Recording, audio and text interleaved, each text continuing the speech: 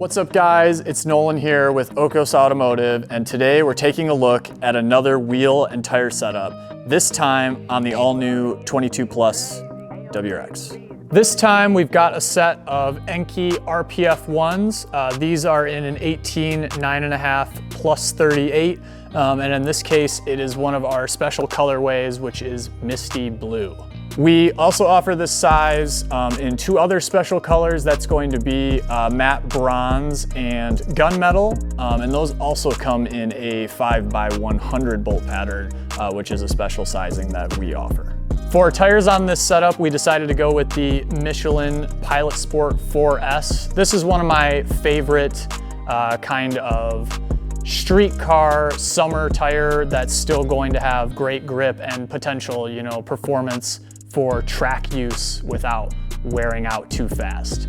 They'll be great in the rain, they'll be great to drive to work every day, and then if you want to do a track day, you don't have to change your wheels, you can just run it how you've got it. For sizing here, we went with the 255/35/18, so that's a slight undersize for the 9.5 inch width on this wheel, but because of the extra sidewall that a lot of the Michelin tires have, it actually ends up looking quite square. So the benefit here of the slight undersize for the 9.5 inch wide largely has to do with the fitment on the vehicle. Applicable to mainly cars 2008 and up. As far as WRX and STI goes, you run into fender clearance in the rear when you start going to more aggressive wheels and tires. So going down to that 255 instead of what would be a 265 saves you a little bit of trouble of rear fender rolling / pulling and or some excessive negative camber, especially if you're lowering the car basically any more than stock. This is gonna help out with like almost all of those issues with rubbing in the rear. That pretty much sums up the rundown of the wheel and tire setup we have here. Now we're gonna go ahead and get the car lifted up and go over some more fitment details.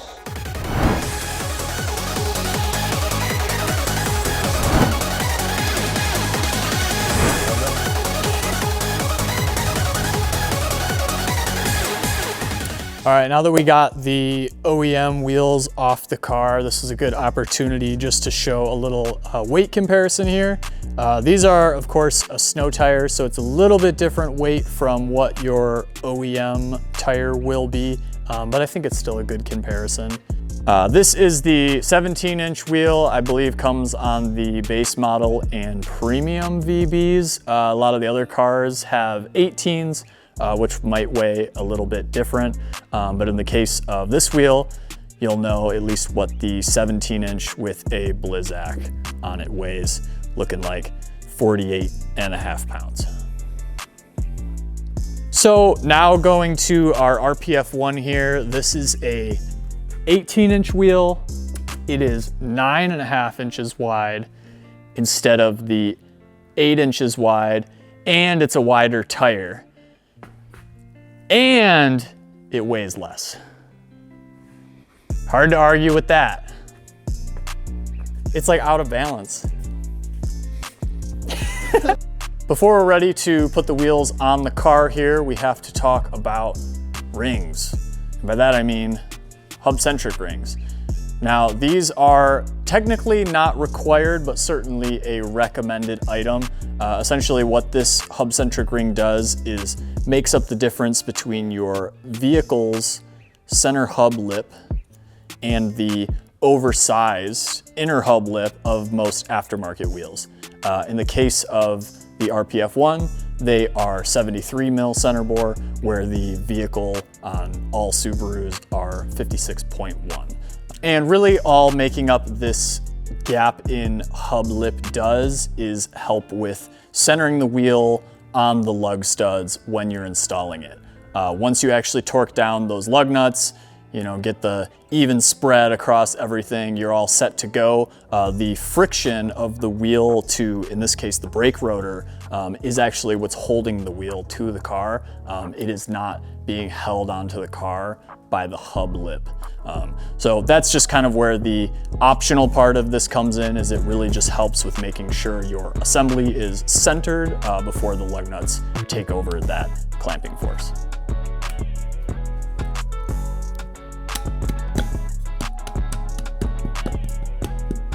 Okay. And what wheel and tire installation isn't complete without a nice set of lug nuts? In the case of most of the aftermarket wheels, and specifically the RPF1, the Subaru OEM lug nuts do not work correctly.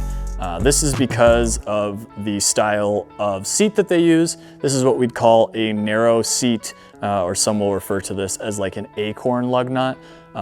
For basically every aftermarket wheel, especially like JDM wheels, you need what would be a wide or bulge seat.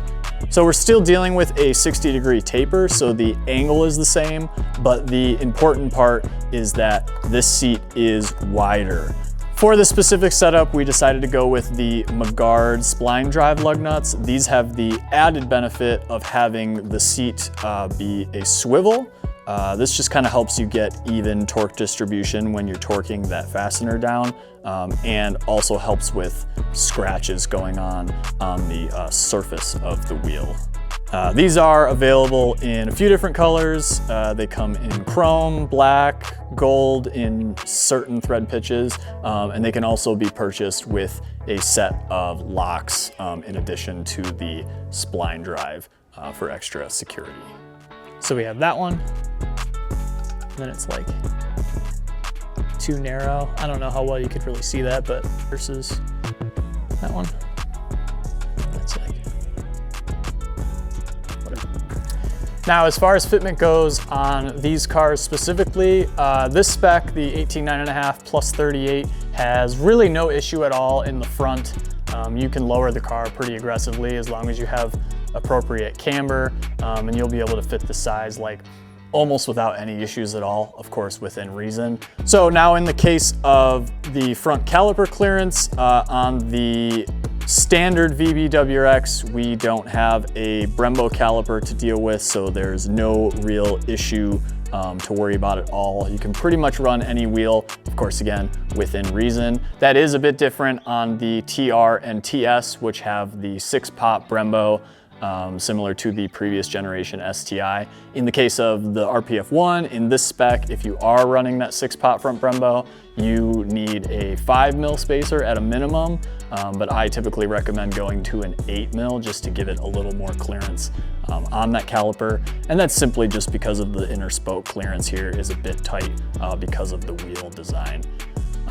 Luckily in our case, we don't have to worry about that. We just have the 2 piston sliders in the front, so they bolt right up.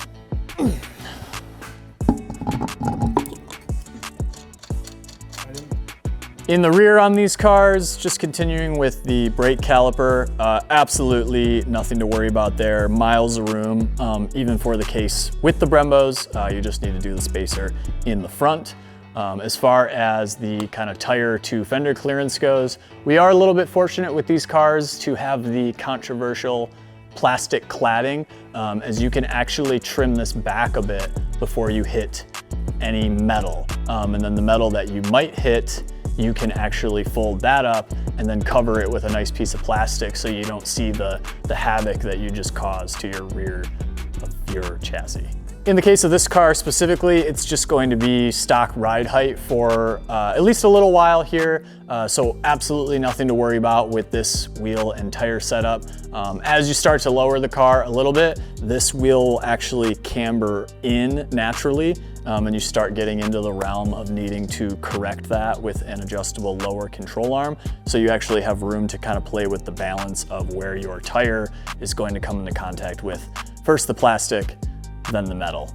That's partially where the slightly undersized 255 tire comes in. So as you can see, you still have plenty of sidewall here, plenty of rubber between your wheel and some crazy Michigan pothole, for example. But you get a little bit of a slope and actually a little bit of stretch that's going to help avoid the clearance of that upper fender once the wheel starts to go into the wheel well, and will be like even more dramatized when you lower the car beyond stock.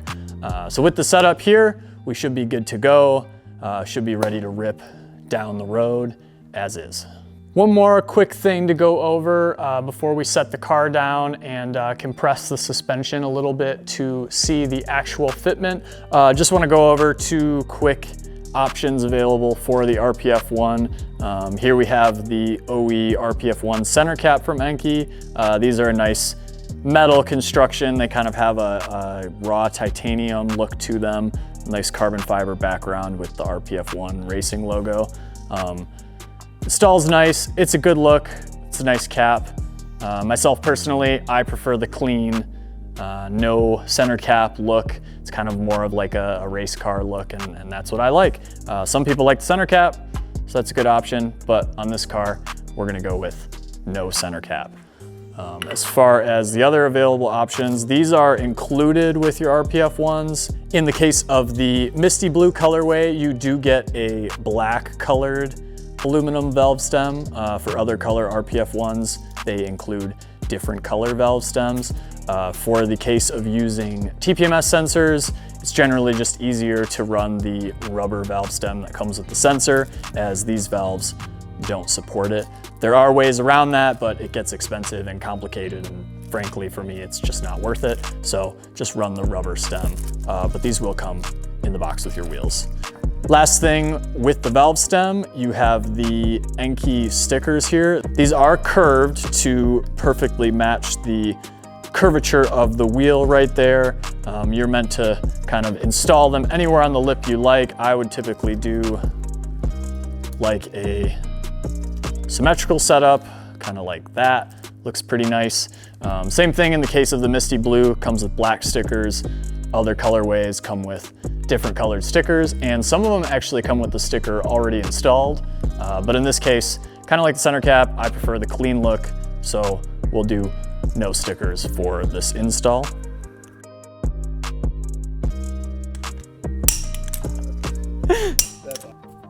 Okay, we got the car set down on the ground here. I was actually hoping the suspension would compress a little bit more, but such is life with stock suspension. You can still kind of see what's going on with the wheel fitment and the potential here. If we lower the car a little bit more, you're looking at nearly flush on the front. So you reduce the length of that front strut and kind of camber it in. That's gonna tuck up real nice. Or maybe not, you know, maybe you just like this more kind of OEM look with it filled out at ride height there. Either way, setup in the front is pretty solid, totally ready to rip with this current fitment. And I'll just go back here and we'll take a look at the rear. Rear fitment, same kind of thing. We're dealing with that nearly zero camber because of the stock ride height. So basically kind of flush fender to the tire here. A little bit of poke because it's not lowered yet, but once you lower that down, like I was saying with the front, it should tuck up nicely into that wheel well. But all in all, you can totally run this stock and it's gonna perform great, but it could just look a little bit better if you tighten up that gap, right? Anyways, that's gonna do it for this wheel and tire setup on the VB WRX. I'm gonna get the car pulled out of the shop here so you can see the nice fitment here in the sunlight, get some nice camera shots so you can really see what's going on, see if it's something you might be interested in, or maybe you wanna go a little more aggressive or a little less based on the specs we've given you so far. At any rate, if you have any questions about wheel and tire packages, if you have any questions about this specific wheel and tire package, please let us know down in the comments, or give us a phone call. We'll leave the number and also an email for you in the description. At any rate, my name is Nolan, here with OAKOS Automotive, and we'll see you in the next video.